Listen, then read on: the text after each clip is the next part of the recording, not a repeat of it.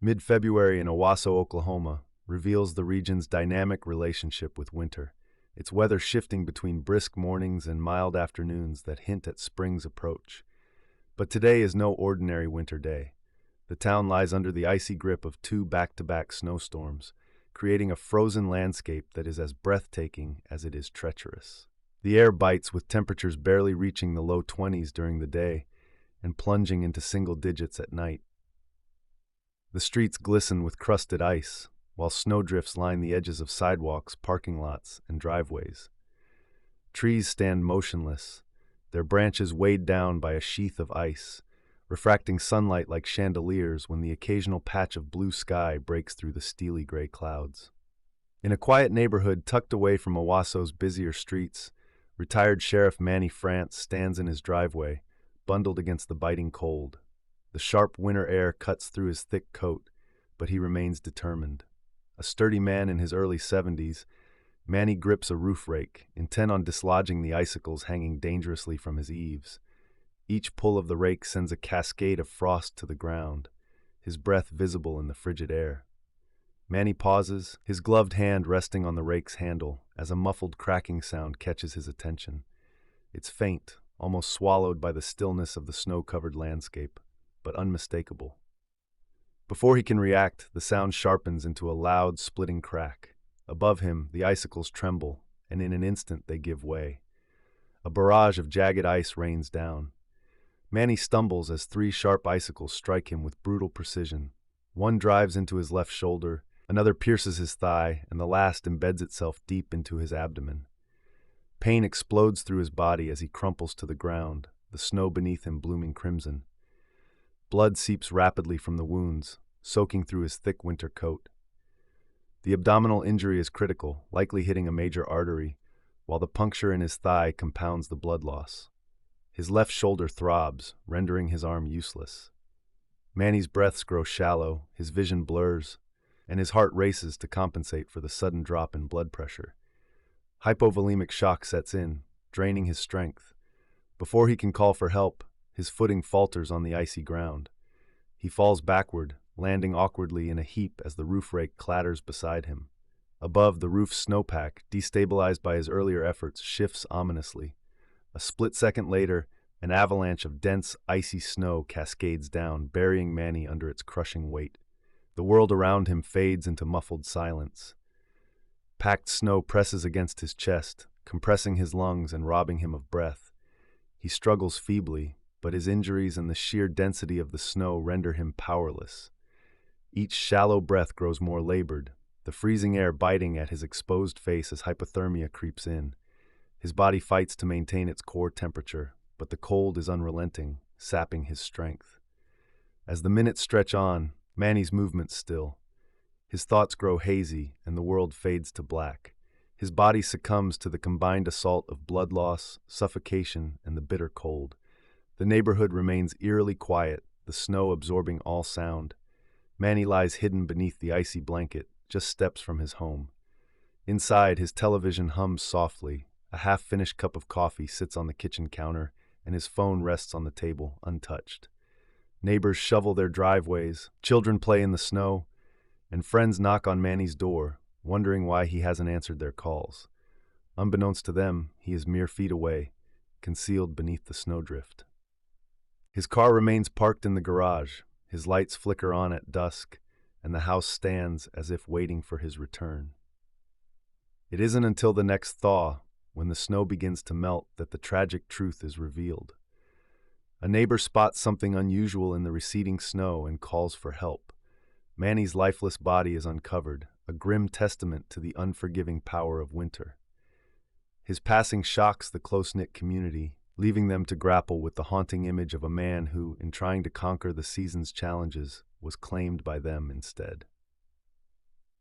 The bowling alley on the outskirts of Owasso, known as Strike Zone Lanes, hums with life and laughter, a nostalgic community hub that has been a local staple for decades. Today it hosts its annual police-only bowling tournament, an event aimed at fostering camaraderie among officers. The atmosphere is electric, filled with the rumble of bowling balls streaking down polished lanes, the crash of pins echoing like celebratory gunfire, and the enthusiastic shouts of officers ribbing each other over strikes, spares, and gutter balls. Sheriff Mick Delgado, the life of any gathering, stands out among the crowd. A large man with an even larger personality, Mick is known for his booming voice, hearty laugh, and love for a cold beer. With a frothy mug in hand, he revels in the attention, his signature antics on full display. One of his favorite stunts, crawling down the bowling lane to knock over pins, earns him both cheers from his colleagues and exasperated warnings from the staff. But Mick, emboldened by alcohol and the rowdy crowd, ignores the rules. "Watch this," he bellows, his voice cutting through the lively chatter. He sets his beer aside and steps onto the slick, polished lane, crouching low and crawling dramatically toward the pins, arms outstretched as if he's a human bowling ball. Laughter erupts around him as officers egg him on, but the jovial mood turns dark in an instant. As Mick reaches the end of the lane, the automated pin-setting machine, a powerful piece of industrial equipment designed to reset pins with precision, begins to descend. The machine's sensors fail to register his presence, perhaps due to a malfunction or the unexpected intrusion of a man where only pins belong. With a heavy metallic hum, the pinsetter lowers directly onto Mick. The machine strikes him with devastating force, pinning him to the glossy surface of the lane. His spine fractures instantly, severing his spinal cord and paralyzing him. A guttural scream escapes his lips, but the machine continues its relentless cycle. Its weight crushes his ribs, puncturing his lungs and causing him to gasp desperately for air. Blood bubbles from his mouth as his internal organs collapse under the pressure. The pinsetter, designed to lift and drop heavy wooden pins, repeatedly slams Mick's broken body against the lane. His head catches in the mechanism, and a sharp metal edge collides with his skull, shattering it. Bone fragments pierce his brain, causing massive hemorrhaging. His limbs twist unnaturally as the machine's mechanical grips, meant for sturdy pins, contort them with brutal indifference. The bowling alley falls silent, the jovial mood replaced by shock and horror. Officers who had been cheering moments earlier freeze, their faces pale as they comprehend the unfolding tragedy. Some rush to the controls, frantically trying to stop the machine, while others stand paralyzed, their expressions stricken. One officer stumbles away, retching at the sight of Mick's mangled body. When the machine finally halts, the damage is done. Blood pools across the glossy lane, reflecting the bright overhead lights in grotesque patterns. Mick's once vibrant figure lies crumpled and lifeless, his body contorted beyond recognition. Paramedics arrive quickly, but there is nothing they can do. Mick's injuries are catastrophic. His torso flattened, his face crushed, his limbs twisted in unnatural angles. They pronounce him dead at the scene. The medical examiner later describes his death as one of the most gruesome they've encountered, citing extensive organ damage, shattered bones, and massive hemorrhaging. The bowling alley, once filled with laughter and camaraderie, descends into somber quiet. The tournament ends abruptly, and Strike Zone Lanes closes indefinitely for investigation. Mick Delgado, a beloved and larger-than-life figure among his peers, becomes the subject of whispered conversations and grim reflections. His death, a horrifying accident born of reckless humor and industrial machinery, leaves a chilling void in the lives of those who knew him. The tragedy serves as a stark reminder of the dangers posed by industrial equipment and the need for respect and caution. Mick's larger-than-life personality, so central to his identity, becomes a poignant memory for his colleagues, forever tied to the terrible events of that fateful day. Emerson Elliott's case resolved. Emerson Elliott's case resolved. Emerson Elliott's case resolved. The late afternoon sun casts a stark, pale light over the National Security Agency's Fort Meade campus, illuminating its cold and imposing facade. The glass panels of the building reflect the muted February sky, streaked with thin clouds that barely move in the biting breeze.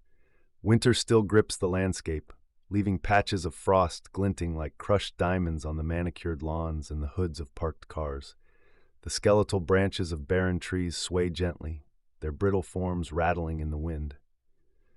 Dr. Valerie Hughes steps out of her sleek sedan, the handcuffed briefcase in her grasp, catching the sunlight with a glint as sharp as her gaze. She moves with precision, her tailored coat hugging her athletic frame, the click of her practical heels echoing faintly against the paved surface of the parking lot. Her eyes, sharp and calculating, scan her surroundings, noting the flow of personnel and the calculated movements of guards patrolling the perimeter. Every detail registers, every movement scrutinized. This is her domain, a fortress of secrecy and surveillance where she thrives. Behind her, the NSA headquarters looms like a sentinel, its steel and glass exterior reflecting both power and precision. Security cameras mounted on swiveling poles follow every motion, their lenses gleaming with mechanical vigilance. Armed guards in crisp uniforms pace along the pathways salted against the persistent frost, their steps deliberate, their gazes unwavering. The air carries a metallic tang, blending with the faint scent of the nearby Potomac River and the whispers of wind threading through the trees. Inside a dimly lit command room, the atmosphere is tense. Monitors glow with an eerie light, casting long shadows on the faces of Dwayne and his team. The room hums softly, with the sound of servers, punctuated by the occasional click of a keyboard. Dwayne stands at the center, his arms crossed, his eyes locked on a live feed showing Dr. Hughes's approach. His face is a mask of focus, his jaw tight as he assesses every detail of her movements. "Max, stand by on the breach signal." Dwayne orders, his voice steady but low, a thread of urgency woven into his words. His team shifts in their seats, their collective tension palpable. Max nods without looking up, his fingers poised over the keyboard, his eyes darting between multiple screens. "She's exiting the vehicle now," Max reports, his voice clipped and precise. One monitor displays Dr. Hughes adjusting the briefcase at her side, her posture composed yet alert. On another screen, an operative disguised as an NSA staffer moves seamlessly through the background, blending with the flow of agents. His face shifts subtly, the high-tech mask mimicking the features of different individuals, a marvel of adaptive camouflage. Dr. Hughes steps toward the main entrance of the NSA building, her every movement captured by the grid of surveillance feeds. The briefcase remains firmly in her grip, her expression unreadable as she approaches the biometric scanners. The sensors, sleek and embedded into the steel frame of the entrance, flash faintly as she places her hand on the scanner. The system confirms her identity with a soft chime, and the reinforced doors slide open with a hiss. "Dwayne, she's too close to the target zone," a voice warns from across the room, the worry evident. Dwayne raises a hand, silencing the comment as his eyes narrow on the screen. He tracks Dr. Hughes's movements, watching her hesitate for a fraction of a second, her sharp eyes flicking to the side as if sensing something amiss. The command room feels smaller, the air thicker as the team waits. "She's hesitating," Max mutters, his fingers hovering over the controls. Dwayne leans forward, his voice low and commanding. "Hold position. Don't move until I give the signal." The tension spikes as Dr. Hughes straightens and continues toward the interior of the building. The operative in disguise adjusts his pace, maintaining an inconspicuous distance. The timing must be flawless. One misstep, and the entire operation collapses. Outside, the wind picks up, swirling the dry winter air through the parking lot. The barren branches of nearby trees cast long shadows across the frosted ground, their skeletal forms swaying against the backdrop of the imposing NSA headquarters. Inside the command room, every second stretches into an eternity. The hum of machinery and the faint flicker of screens the only sounds as the team braces for the next move. Dwayne's voice cuts through the stillness. "Stay sharp. We don't get a second chance at this." His gaze remains fixed on the monitors, his expression unwavering. In the glow of the screens, the stakes are clear. Success or failure hinges on the moments ahead. Dwayne raises a hand, his eyes narrowing as Dr. Hughes pauses, scanning the perimeter with a sharp gaze. Anxiety claws at his chest, but he forces it down, his jaw tightening. The room feels like it's shrinking, the walls pressing inward under the weight of anticipation. "She's distracted, but not enough," he mutters, fingers tapping a restless rhythm on the edge of the console. He leans into the comm, his voice low but urgent. "Max, now, initiate the security breach on my mark." Max's hands tremble for a fraction of a second before steadying on the keyboard. "Ready," he replies, his tone clipped. Dwayne's eyes sweep across the feeds, analyzing the operative's position, the ebb and flow of personnel in the lot, and the slight furrow in Dr. Hughes's brow. His voice is sharp and commanding as he counts down. 3, 2, 1, execute. Max's fingers fly over the keyboard, and the room is filled with the sudden blare of alarms. Red lights strobe, painting the room in stark, pulsing shadows. The automated security system's voice booms through the speakers. Attention, security breach detected. All personnel must evacuate to designated gathering points. Dwayne's gaze locks onto Dr. Hughes's reaction, every subtle shift in her expression magnified in his hyper-focused mind. Her jaw tightens, her eyes snapping toward the building. After a moment of hesitation, she turns and joins the crowd moving toward the perimeter, her steps brisk but controlled. The tension in the room seems to exhale collectively, only for Dwayne to break the momentary reprieve with another command over the comm. Operative, you're clear. Make it quick, but don't rush. Eyes are still on you. A murmur of acknowledgement comes through the line, barely audible over the alarms. The operative, masked and blending seamlessly into the crowd, moves with precision. His pace is measured, his movements fluid as he approaches the sedan without drawing attention. Dr. Hughes hesitates mid-step, her gaze sweeping over the scene, her instincts visibly heightened. She exchanges clipped words with colleagues, her voice calm but her eyes keen, scanning for discrepancies. Dwayne tracks every micro-expression, every flicker of suspicion, noting the subtle tension in her posture. Max, Dwayne calls out, his voice calm but edged with urgency. Diversion, now. Max triggers the secondary protocol, and another announcement crackles over the loudspeakers. Attention! Suspicious package detected at the south entrance. All personnel must move immediately to the eastern perimeter. The announcement ripples through the crowd, creating a shift in movement. Conversations cut off, heads turn, and a wave of agents redirects toward the new evacuation point. Dr. Hughes's head snaps toward the commotion, her sharp gaze narrowing. She hesitates, then pivots, her attention now diverted from the sedan. The operative seizes the moment. With practiced efficiency, he opens the car door using a specialized tool, the mechanism clicking silently. Inside, he locates the briefcase, its polished metal surface gleaming faintly under the waning sunlight. He unlatches it with precision, retrieving the original thumb drive and replacing it with the identical decoy. His movements are swift, soundless, and methodical. The door clicks shut with a whisper of sound, and the operative straightens, slipping seamlessly back into the crowd.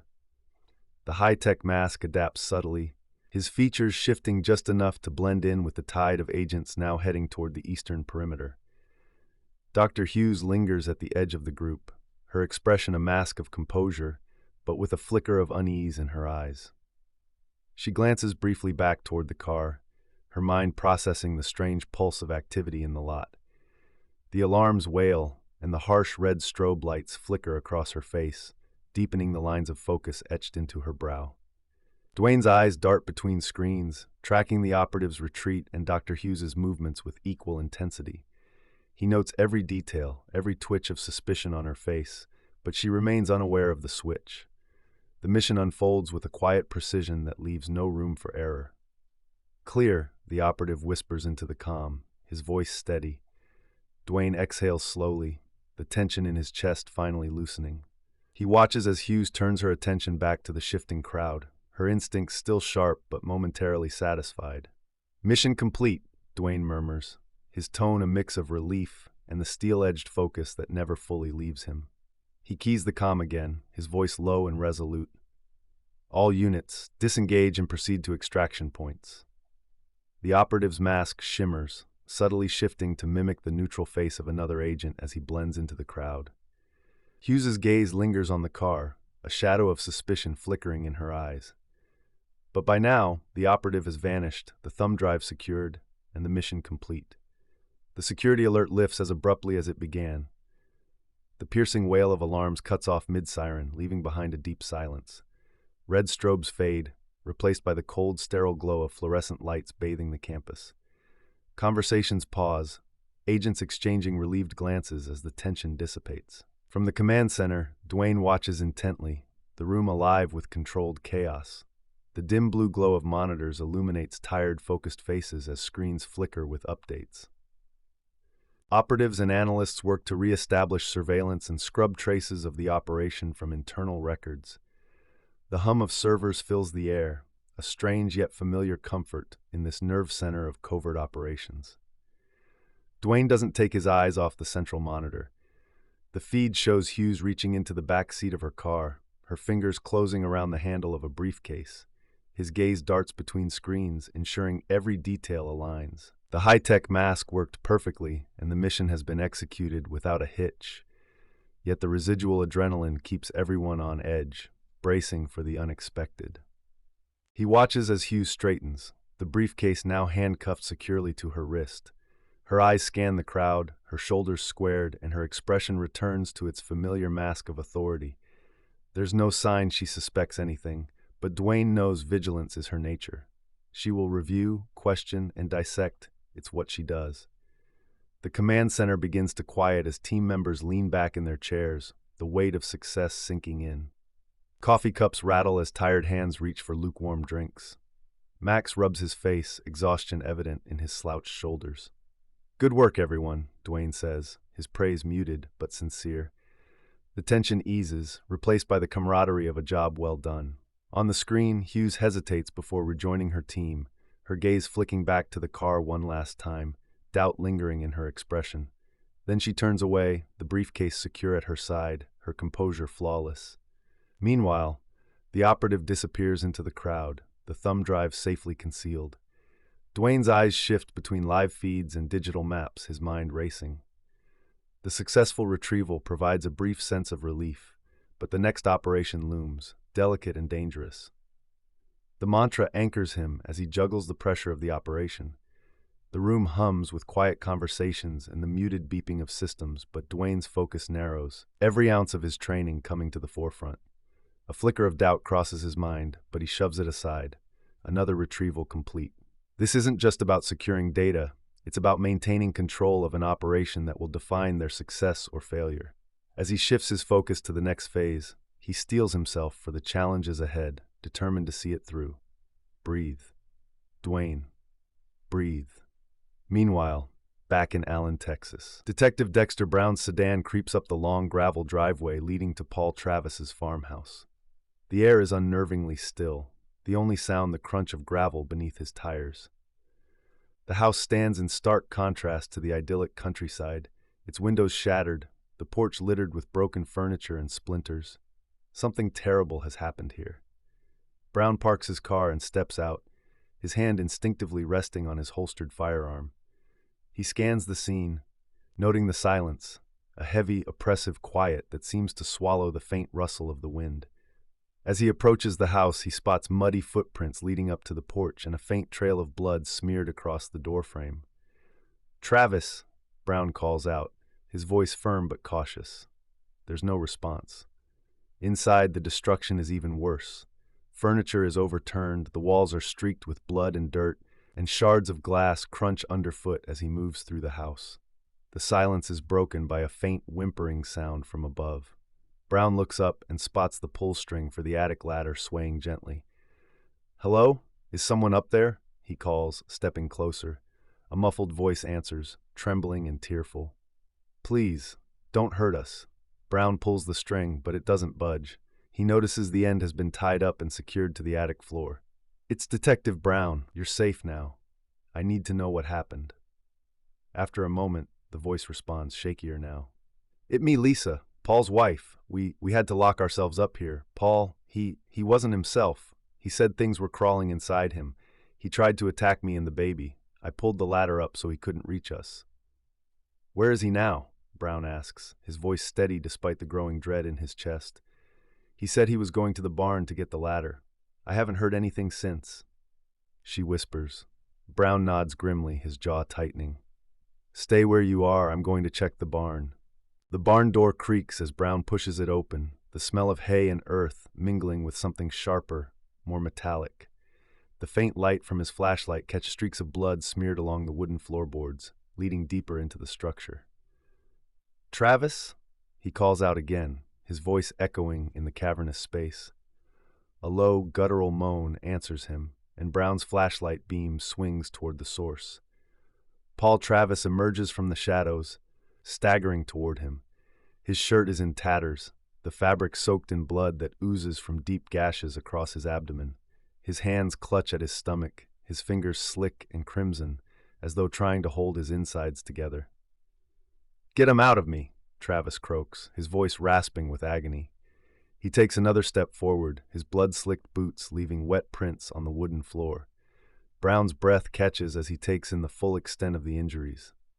Travis's chest and arms are riddled with puncture wounds, jagged and uneven, as if inflicted with garden tools. One hand holds a rusty trowel, its edge coated in blood and tissue, and the other drips with remnants of his own flesh. "Paul, stop," Brown says firmly, taking a cautious step back. "You're hurt. Let me help you." "They're inside!" Travis screams suddenly, his voice cracking. His eyes, bloodshot and wide, Ravis' frantic eyes dart wildly in the dim barn light, his breaths coming in ragged, desperate gasps. "They won't stop! I have to get them out!" He mutters, his voice trembling with a frantic urgency that sends a chill through the air. His movements are erratic, his hands shaking as he grabs a rusted scythe propped against the barn door. The blade catches the faint glow of a nearby lantern, its edge gleaming with a menacing sharpness that promises only violence. The barn reeks of damp hay, sweat, and fear, a suffocating cocktail that hangs heavy in the air. Travis's trembling hands tighten around the scythe's weathered wooden handle. He jams it into the wall with such force that the aged wood groans in protest, the blade now angled upward, glinting like a predator waiting to strike. "Paul, no! Don't do this!" Brown shouts, his voice cracking under the weight of terror. He takes a hesitant step forward, his outstretched hand trembling, but Travis doesn't hear him, or won't. His face twists into a mask of manic determination, his breath hitching as adrenaline courses through his veins. Travis stumbles back, his boots crunching against the straw-strewn floor. He stands there for a split second, shoulders heaving, eyes locked on the gleaming blade as if it's a doorway to salvation. His chest rises and falls rapidly, his breaths shallow and uneven. Then, with a guttural scream torn from the depths of his soul, he launches himself forward. The world seems to slow as Travis hurtles toward the scythe. The blade meets his neck with a sickening precision, slicing cleanly through flesh and muscle. A grotesque ripping sound fills the barn as the scythe carves through tendons and shatters vertebrae. A geyser of bright arterial blood erupts, spraying the barn wall in a violent crimson arc. The spray glistens under the dim lantern light, painting the wooden planks in macabre streaks. The impact sends Travis's decapitated body crumpling to the ground. It convulses violently, spasms racking his frame as his nerves fire their final signals. Blood gushes from the ragged stump of his neck, pooling rapidly around the scythe's base, the dark liquid soaking into the straw and dirt. His head tumbles away, rolling unevenly before coming to a stop a few feet from his body. The head's eyes stare upward, wide with terror, the mouth frozen mid-scream. Blood drips sluggishly from the severed neck, pooling around the head in a grotesque halo. The barn falls silent, save for the faint, sickening sound of blood dripping from the blade onto the soaked floor below. Brown stumbles back, his face ghostly pale. His hands tremble as he fumbles for his phone, the device feeling impossibly small and fragile in his shaking grip.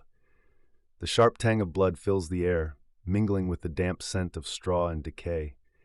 His stomach churns as he steps outside, gasping for air that now feels thick and oppressive, laden with the weight of the horror he has just witnessed. He dials Detective Walker, his voice barely above a whisper as he forces out the words. Behind him, the barn looms like a dark, silent witness, its walls stained with the unspeakable violence that just unfolded within. The night presses in, heavy and unrelenting, as if the darkness itself mourns the act of desperation and madness that has left its indelible mark on this place. "Walker, it's Brown," he says, his voice low and strained. "Travis is dead, same psychotic behavior, but Jesus, this one's worse. He used a scythe, decapitated himself right in front of me." There's a pause on the other end before Walker responds. "Was pepper spray used?" Brown frowns. "No, I didn't." "I did." A voice cuts through from behind him. It's the wife, Lisa, who has cautiously emerged from the attic with her baby in her arms. Her face is pale, her eyes red from crying. I pepper sprayed him," she says quietly, her voice shaking. "He was coming at me. I didn't know what else to do." Brown looks at her, then back toward the barn. He grips his phone tightly, his mind reeling. Walker, you heard that? I heard it, Walker says, his tone grim. This just got more complicated. Brown glances back at the barn. The scene of carnage burned into his mind. More complicated? This is a goddamn nightmare.